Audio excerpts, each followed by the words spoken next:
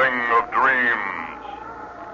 You will hear my story in a moment on 2000 Plus. Listen.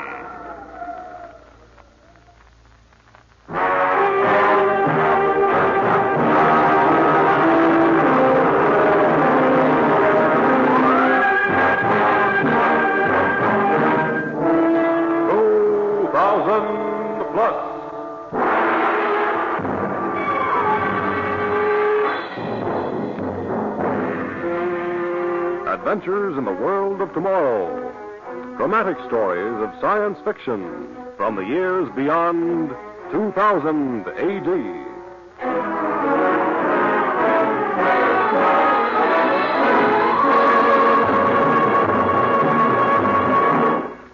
Today, the story of a horrible nightmare that wouldn't stop, even when the dreamer woke up. A story called The Green Thing.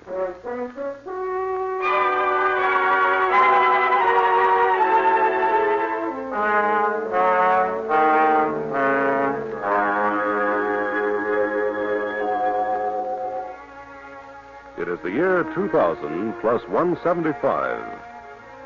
It is late evening, and all is peaceful and quiet in Dr. Harvey Glendon's sanitarium. Outside, on a vast estate that stretches away from the main building, there are only the soft country noises, the wind sighing in the trees, the shrill chirpings of innumerable crickets. In the well-furnished rooms, the patients sleep, stretched out on comfortable mattresses and clean white sheets, the country breezes straying over their forms. In room 32B, Mr. Summers sleeps peacefully with his head on a fluffy pillow. He sleeps and he dreams. Help me! Help me! Please!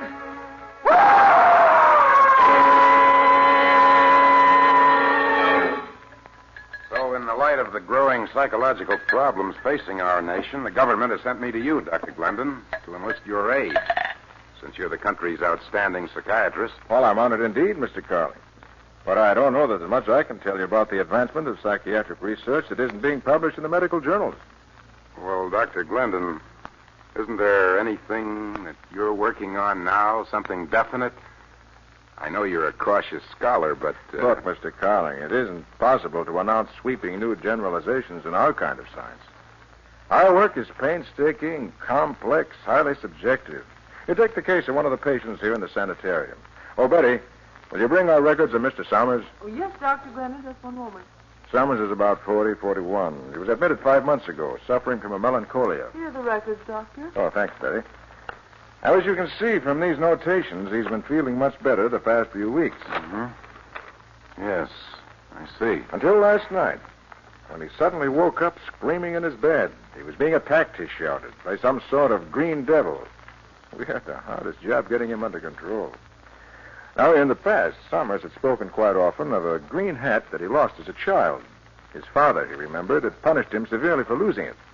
In later life... Dr. Glendon, this is all very interesting, but you can hardly call this dream analysis anything new. Yes, it has been known for centuries.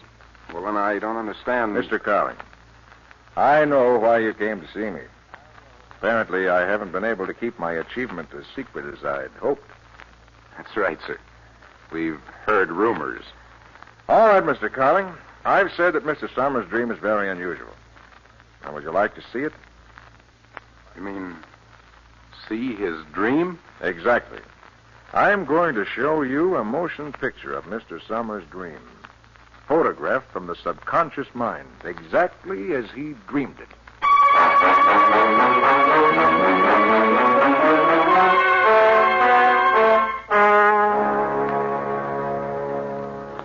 I attach special nerve electrodes, and these electrodes pick up the current impulses of the brain. Then these impulses are transmuted back into pictures on the film of the machine. Really very similar to the method of wireless photography. Here's Mr. Summers' dream reel, Doctor. Oh, fine. Thank you, Eddie. The projector tube is ready, so I'll just place the dream reel in it. And there. Hold on to your hat, Mr. Carling. You're going to see an actual dream. Yes, very well, Mr. Klauber. 3 slices of lemon drops will do. He thinks I don't see him putting the pennies in his pocket when he knows they belong to me. 3 slices of lemon drops it is, little boy. I'm not a little boy, Klauber, and you know it. I'm all grown up, and I don't come to your store anymore. I don't even live here anymore, and you steal pennies. All right. Get out now, little boy. Take your lemon drops and get out. Get out. Music.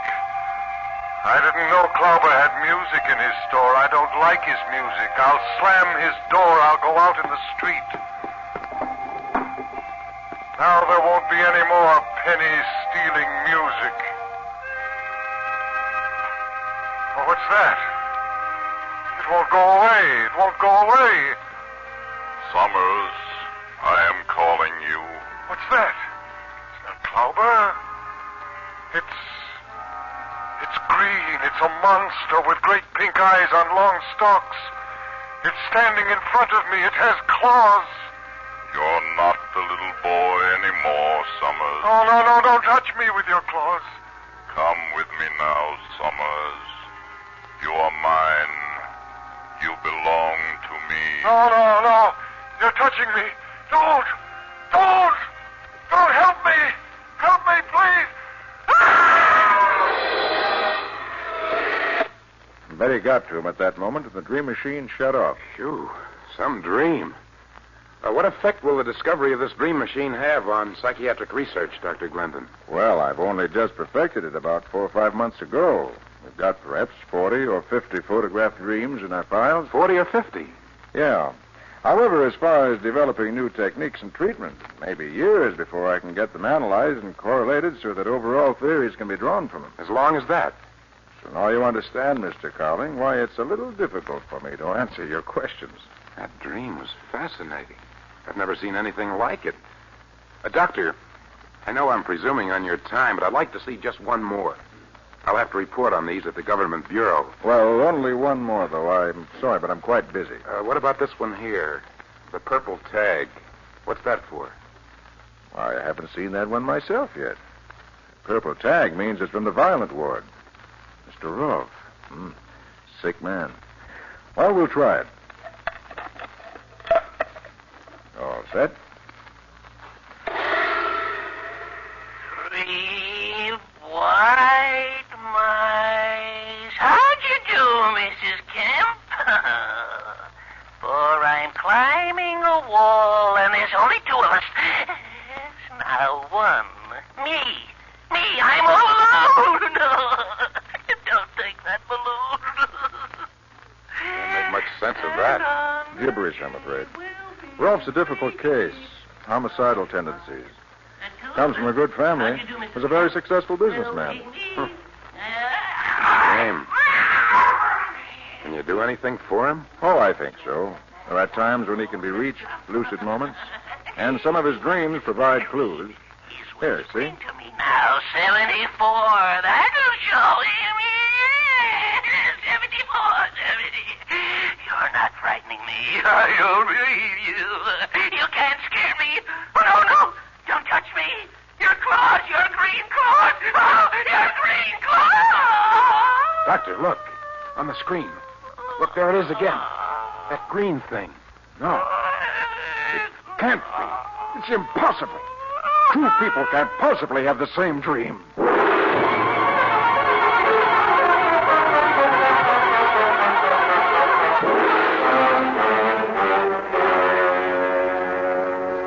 I don't understand it, Betty. I can't understand it. I've been through all the records of both of them, Summers and Rolfe. There's nothing in their background that would cause them to have the same dream. Are you sure they haven't been together at some time? I'm positive, Doctor, they haven't even met. Mr. Rolfe came here only a month ago, and he was placed in the violent ward immediately. He's never been out of it. It's possible for people to have similar dreams, yes, but never to dream of the same unusual, horrible, specific subject as that green thing. Every detail was the same. The pink eyes, the claws. Makes me shudder myself. Betty, I want our dream reels, all those I haven't seen. Oh, now, you're not going to view them all. It would take you... I don't care how long it takes. I want to see them all. I've got a funny feeling inside. then I won't be at ease until I know, until I'm sure. Sure of what, Dr. Glendon? Sure that none of the other patients have had that dream. That same horrible dream of that green thing. Dream 9, Mrs. Dorban. Shall I put the sound on? Oh, no, not necessary. We can see it if it appears. No, nothing here. Dream 10, Miss Farnham. No, nothing. I don't think we'll find anything, Doctor. It must have been a freak, a coincidence. Keep going, keep going. Dream 11, Mr. Craig.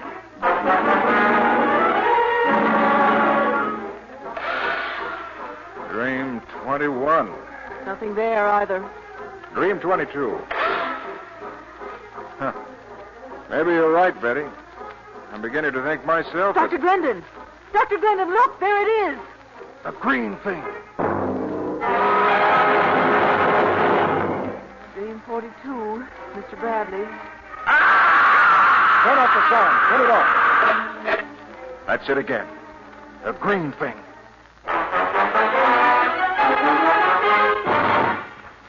Four of them, Carling. 4 dreams of that monstrous green thing. Each one from a different patient? And each one during the past week. Carling, there's something there. Something to make even a psychiatrist feel frightened.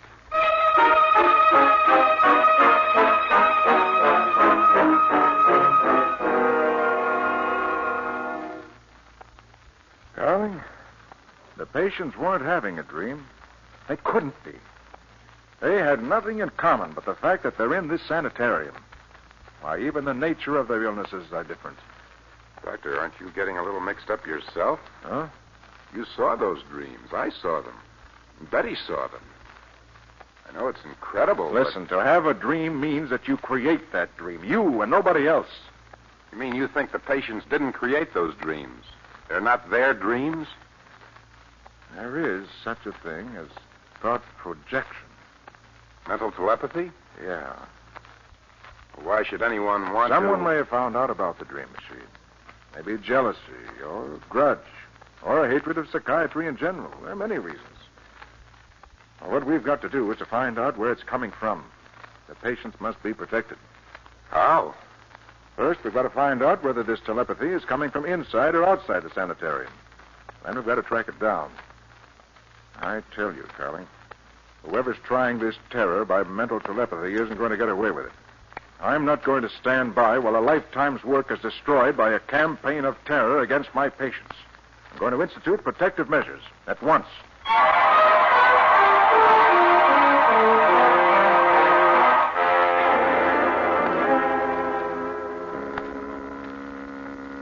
Anything yet, Doctor? Oh, I still have the Garda screen beamed on the area directly around the main building. I don't expect to find anything so close, but I want to search every inch of the grounds. You still feel whoever it is on the grounds? Can't be sure of anything, except that I'm convinced that the staff is loyal, and I have a hunch that whoever is transmitting these thought waves will want to be close enough to judge the results.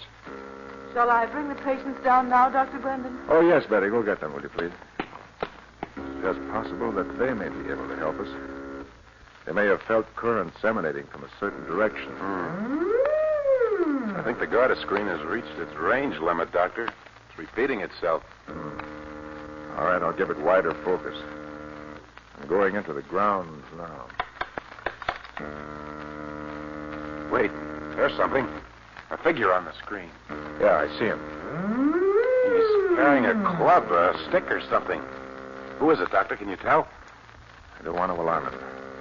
I'll signal the patrol corps. Let me. It's that red button on the wall, isn't it?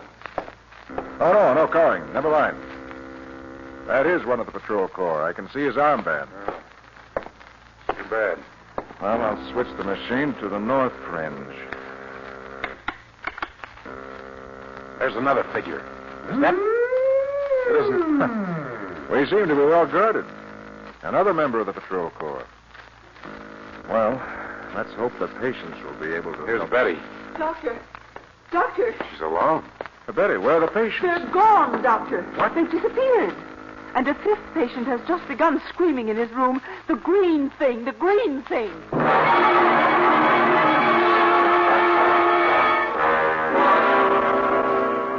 "64, all accounted for, Doctor.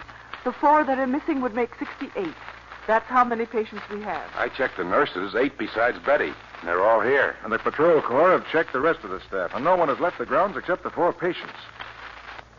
Unless somebody got in and carried them off. No jetmobiles and no jet ships have been in the vicinity between the time the patients were last reported and now. The patrol corps will vouch for that.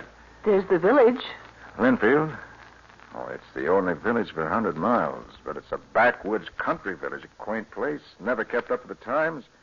No, I doubt that they have any jetmobiles in Linfield, much less jet ships. But you can arrange for transportation there, can't you? The inn? Why, that's where they'd go. Why didn't I think of that before? It's the center of the village, the gossip spot. If the patients entered town at all, news of them would spread to the inn. Betty, you take charge here. Carling and I are going to Linfield. How long will you be gone, Doctor? Until we find them. Or learn they're no longer alive.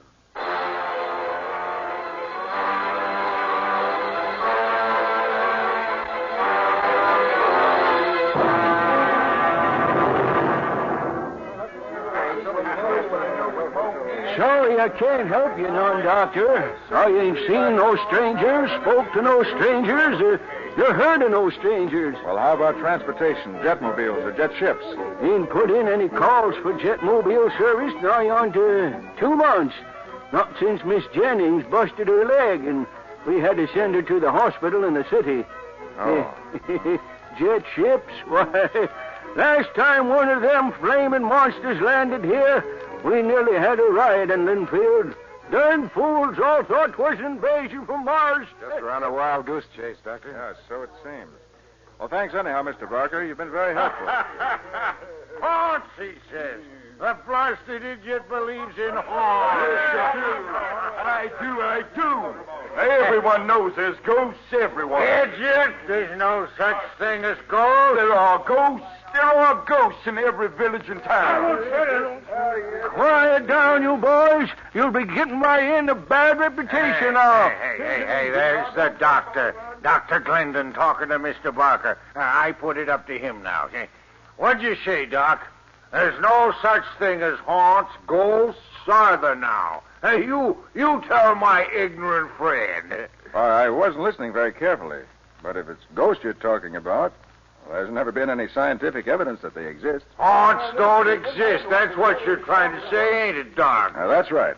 Oh, come on, Carling. Let's get out of here. Hey, ain't no ghost. This Doc's an educated man. He knows. Yeah? Then suppose you tell me what that green thing was floating around down near the caves.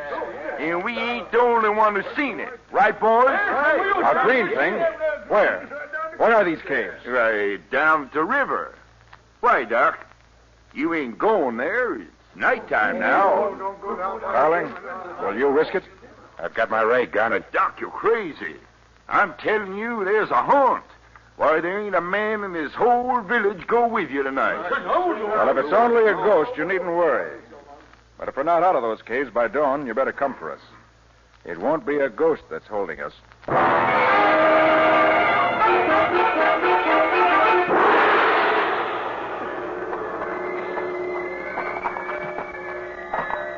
This must be the right cave, Carling. It's the only one with a brush trampled down in front of it.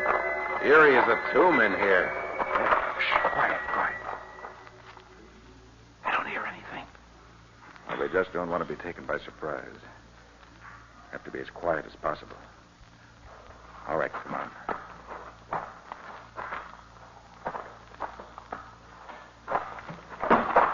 Hey, what's that? Carling, where are you? Carling, are you all right? Oh, it's coming for me. The green thing, it's gone. It's terrible. No, Carling, no, there's nothing there. You're on the floor of the cave, but there's no one near you. Nothing. Why, he's asleep. He's having the dream. That same dream. The green thing. Come on, Carling. Come on, snap out of it, Carling. It's only a dream. Only a dream. Coming. I feel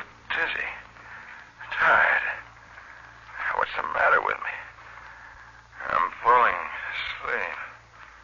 No, I won't. I won't let myself. Dr. Glendon. Dr. Glendon. I am calling you. You must come with me. No. No, I won't. I'll fight you. I'll fight you. Come with me, Dr. Glendon. I control you now. No, the claws! No, no! No, it's just a dream. I know it's a dream. I'm going to wake up. I'm going to wake up. I'm going to wake up. I did it. I'm awake. I conquered the green thing.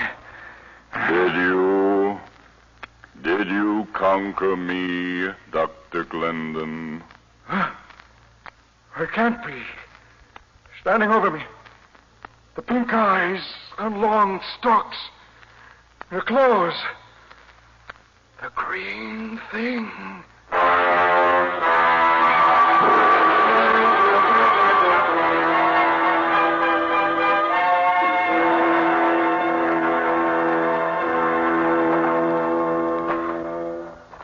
Right in here, Dr. Glendon.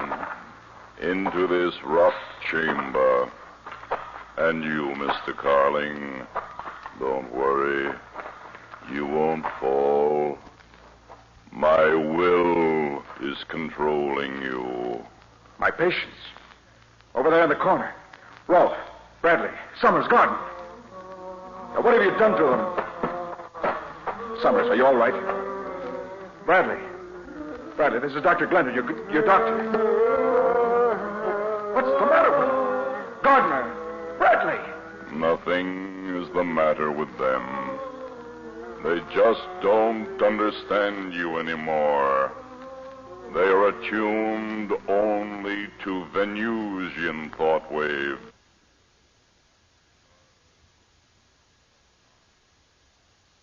Venusians? You're from the planet Venus? That is right. For a long time, we have been observing your Earth, your resources, and your remarkable technology. But we did not know how to conquer you, for we of Venus have no strength or physical dexterity, only mental power. You shouldn't have told me that. I'm going to beat that horrible body of yours to a pulpy green mess. You hit only air, didn't you? I'm growing tired of this game. Stop. I will that your arms obey me and not you. I can't move them. Carling, help me! Do not be foolish again, and I will return their motion.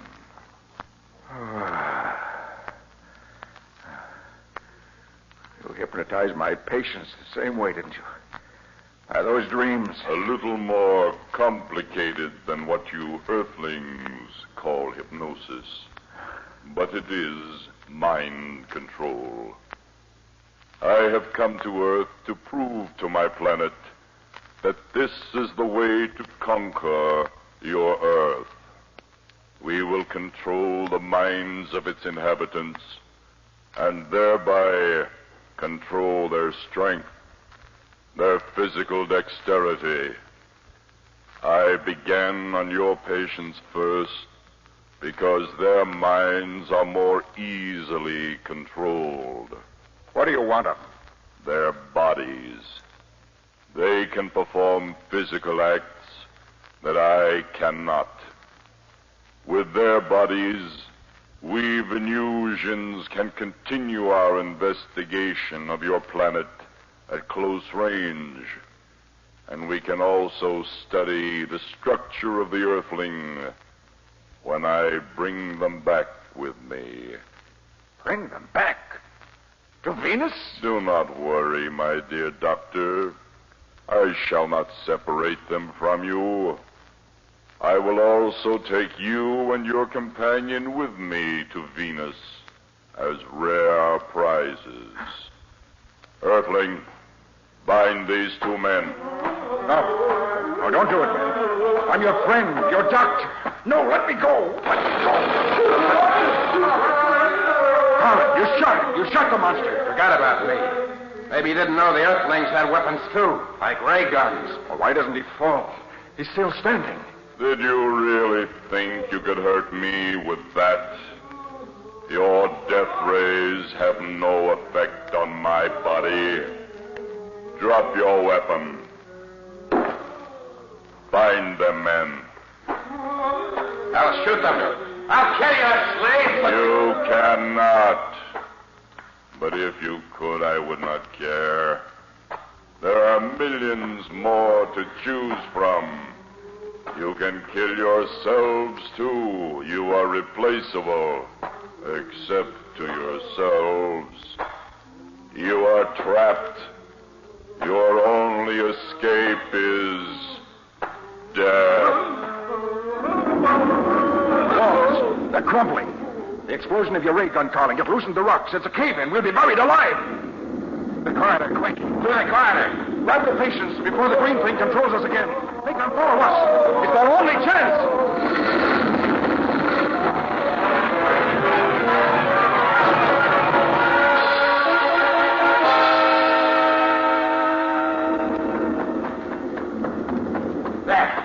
There's the mouth of the cave. Hurry, Doctor.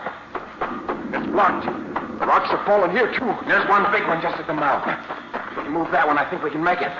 All right, help me, Doctor. I'll get the patients, too. All right, come on, then. Here. Pull. That's right. That's it. It's moving. All right, come on. Now, we can squeeze through now. You go first, Doctor. Pull the patients after you. All right. All right, I'm out. Now, Rolf, come on. That's it. All right, Bradley, you next. Come on. That's the way. All right, you, Summers. Hurry, Doctor. Quick, now, come on. All right, Gardner, quick. You, all right. It's all right there. All right, now you, Carling. I can make it. Help. Good. Help me. Earthlings. I cannot escape. He can't squeeze through. He has no physical strength. Earthlings. Come to me. Patience. They're going to him. He still has power over them. Come on, Carling, quick. Before they release him, help me shove this rock over the opening. Come on, quick. No. There he goes. Thank goodness. Hey, what's that? Look out, step back!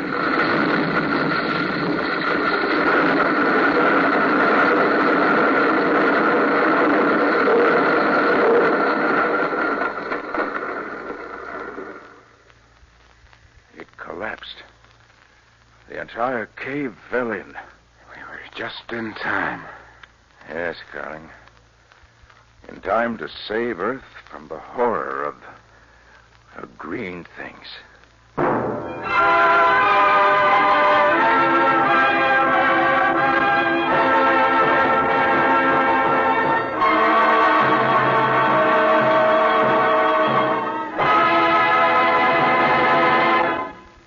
Next week, an incredible story about a man of science who dared tamper with the secret of human life. Be sure to listen to That Which Lived in a Head of Steel.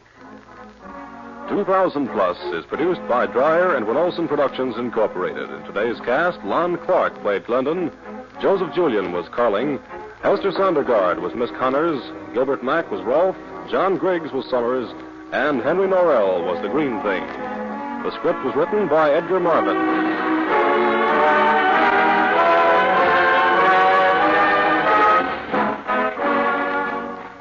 The music was composed by Elliot Jacoby. The orchestra conducted by Emerson Buckley. Sound, Walt Shaver and Adrian Penner. Engineer, Bob Albrecht. This is Ken Marvin.